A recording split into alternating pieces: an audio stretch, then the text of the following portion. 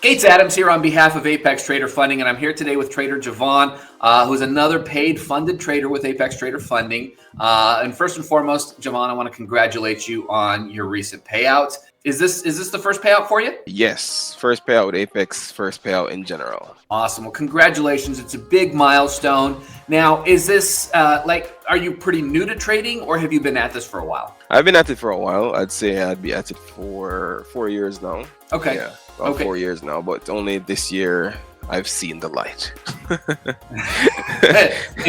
It's a different world. I know what you mean by that. So when did you start trading? Did you start trading futures, or did you kind of go down the rabbit hole of the different instruments? Forex is where I started. Forex trading. Gotcha. Euro USDs and the USD JPYs. That's where I started. So what brought you into the world of futures? It's been a long journey.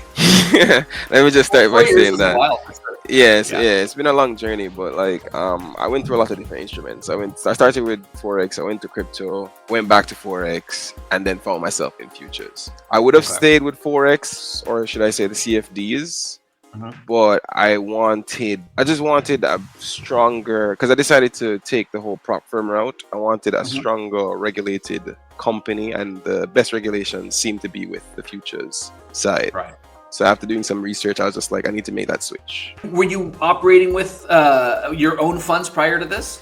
Yep. Were you experiencing some success as a self-funded trader, or was it just sort of up and down? I was experiencing success. I had more success with crypto than anything else. But I went through a horrible period of greed and desperation with trading, and it made me blow up and made me take a huge step back. And that's how I decided to restart again, start again. As much as I hate to say it, I know that that's a common story. I think so many of us have experienced that in one form or fashion as we've continued on our trading journeys. And it can be demoralizing. It can be, it can really take away a lot of that motivation to continue. How did you find it within you to keep going even through some of those tough times? Honestly, from the beginning, I made this journey very tunnel vision to the point where I had nothing else to do. Okay. So in the beginning, where I needed to learn trading, I needed to learn the charts, I stopped school. I was really working.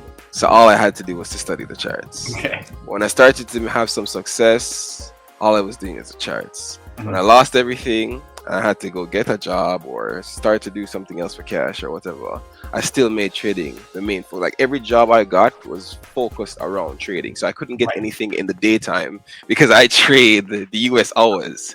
And I will not be at work when the bell is ringing. That's not happening.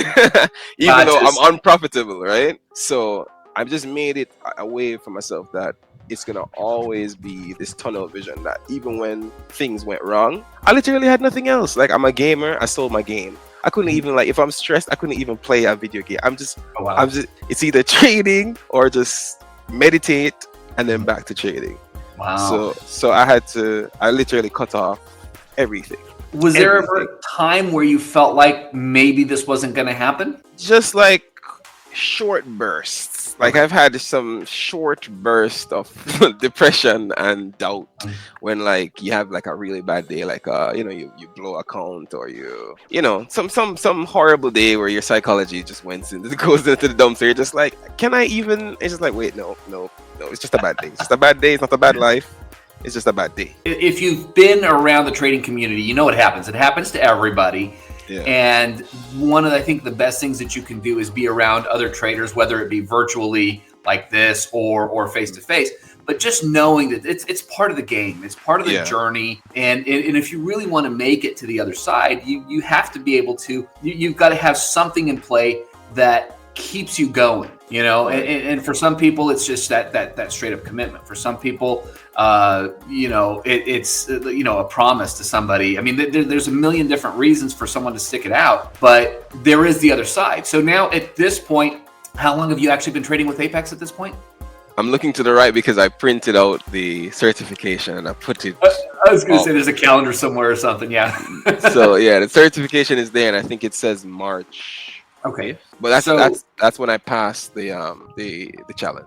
Okay, so you passed your evaluation the beginning of March. It's now the end of April, so about 2 months to get to that payout threshold. you know, Actually, I'm at my second payout right now. Oh, second payout already. Awesome. Congrats. That's exciting. So now we've moved out of just that milestone, that making it over that hump, to continuing, which I know for a lot of traders, it's just a natural progression. For others, it's like they get so excited about that first payout, then they feel like they're invincible and they size up and then they make mistakes and part of the journey. And I bring this up in interviews like this, you know, hoping that somebody sees this and thinks, hey, I just got my first payout and I'm thinking about scaling up. Maybe I shouldn't do that, right? Yeah. Showing some restraint, showing when you get to that point, when you reach that accomplishment, keep doing what got you there, and instead of like changing it up. And I know that that's just it's a temptation, and that greed and that FOMO and all of that stuff starts to set in. You know, we start counting the next payout before we've even taken another trade. You know, if it's not broke, don't fix it. That's the first thing. Like, if it's not broke, don't fix it. Like, a lot of people want to make changes when things are going well. No, it's going well. Don't fix anything. Secondly, last week actually, I've had the first losing week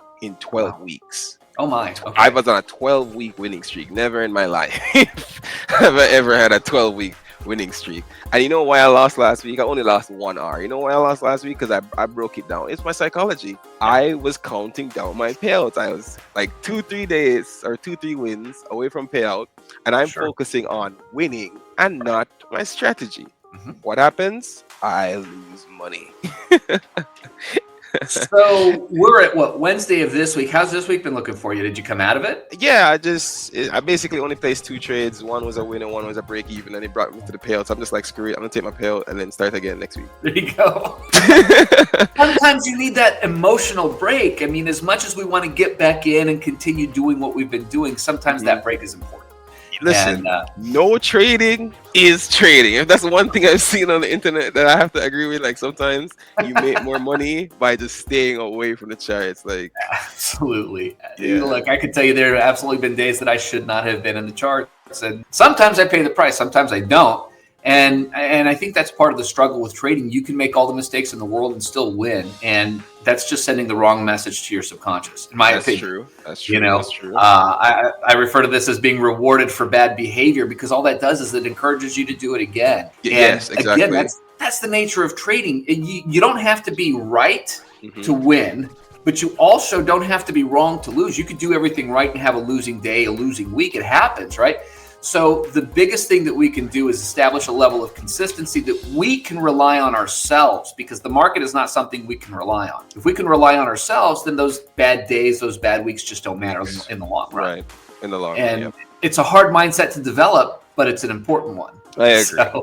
I definitely agree. If we can learn those lessons without a lot of pain, I think that's definitely a win. So now, where are you now? I mean, at this point, what are you seeing looking forward? Are you getting more accounts? The goal is to get that to 0. That's 20, because I think Apex allows 20 accounts. 20, so yeah, I'm trying to get 20 accounts. Boy, I'm just having a little technical difficulties on my end, because based on the setup I need Windows, and I'm on Mac, and I could run parallels, but I don't have that much space on my Mac, so I'm gonna have to go buy a laptop. I'm gonna buy a Windows laptop. I'll tell you what I do, because I do the same thing. I trade on TradingView. But I have a PC that I run the copier on NinjaTrader, and so I just set up the leader account, so whatever happens on that leader account gets copied over. You know, and that works for me. I'm not going to say it's without glitches. Of course, you're mixing systems, you're mixing a whole lot of things, and every now and again you do get that glitch. So you've got to be real diligent about making sure that you know, when you close out a trade, or when you close out a you know, like a limit order or stop order, you got to make sure it's closed out on all of them, and make sure that's done in TradingView. Otherwise, it's not a for sure. So a little bit of advice for everybody out there who's looking for that sort of setup as well. But you know, long term, some mistakes have happened on my end, but I've learned how to minimize those, and for whatever all of that's worth. But definitely worth doing. I'm currently trading 9 PAs, and I got 5 more evals that I trade on, and I've been using the copy trader for several years now, a couple of years now at least. Okay. So, well, congratulations on the recent payout. Congratulations on the wins there. Enjoy the process. Of course, take those lessons from those the rough days matter if you let them. The most. They matter the most. Yeah. Winning is easy, they say. So losing is the hard part. Exactly. And anyway, keep doing what you're doing, man. I'm excited to see your continued growth and success as a trader with us. And let's stay in touch and catch up maybe a couple months down the road, get an update from you if that sounds good. Yep, no problem. Awesome. I'll be here. I'm not going anywhere. I'm not going anywhere. I appreciate it, Jevaughn. We'll catch up with you soon. All right, you take care.